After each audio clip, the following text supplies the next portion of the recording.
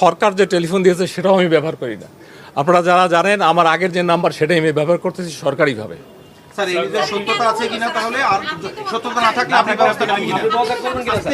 Sir আপনি সত্যতা আছে কিনা, আপনারা যদি নিউজ করতে চান, স্ট্যান্ডবাজি নিউজ করতে চান, তাহলে এগুলো প্রশ্ন করতে পারেনি।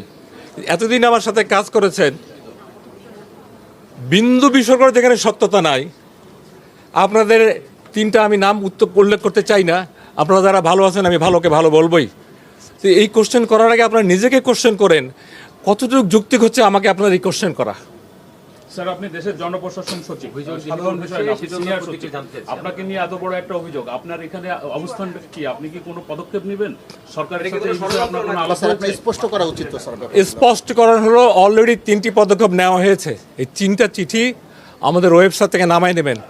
একটা হলো আমরা তথ্য সচিবকে চিঠি লিখেছি এবং সেখানে এই পত্রিকাটার নাম আছে এবং ব্যবস্থা নেওয়ার জন্য সরাসরি সরকারি চিঠি দেওয়া হয়েছে।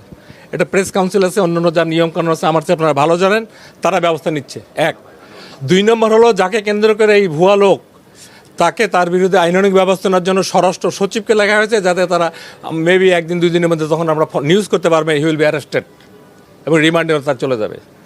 3 নম্বর হলো যে ব্যাংকারের অনভিজ্ঞতা অথবা ভুলের কারণে ব্যাংক অ্যাকাউন্টটা খোলা হয়েছিল, বাংলাদেশ ব্যাংকের গভর্নরকে চিঠি দেওয়া হয়েছে। এই ব্যাপারে শুধু ওনার ব্যবস্থাই হবে না, অন্যান্য ব্যাংকেও যাতে এইরকম আর কোনো সমস্যা না হয় সেই পদক্ষেপ নেওয়া হচ্ছে।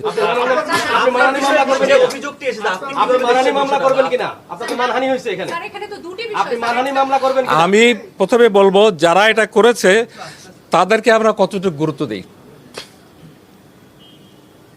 একটা রাস্তার লোক আমাকে অনেক কথা বলতে পারে, আমি রাস্তার লোকে পিছু দৌড়াবো না? আমরা সরকারের পজিশনে থেকে জনগণের স্বার্থে কাজ করি, যেভাবে আছে সেভাবেই কাজ করব, যতদিন করবো আল্লাহ হায়াতে রেখেছে আমার নিয়মকানুন মোতাবেক।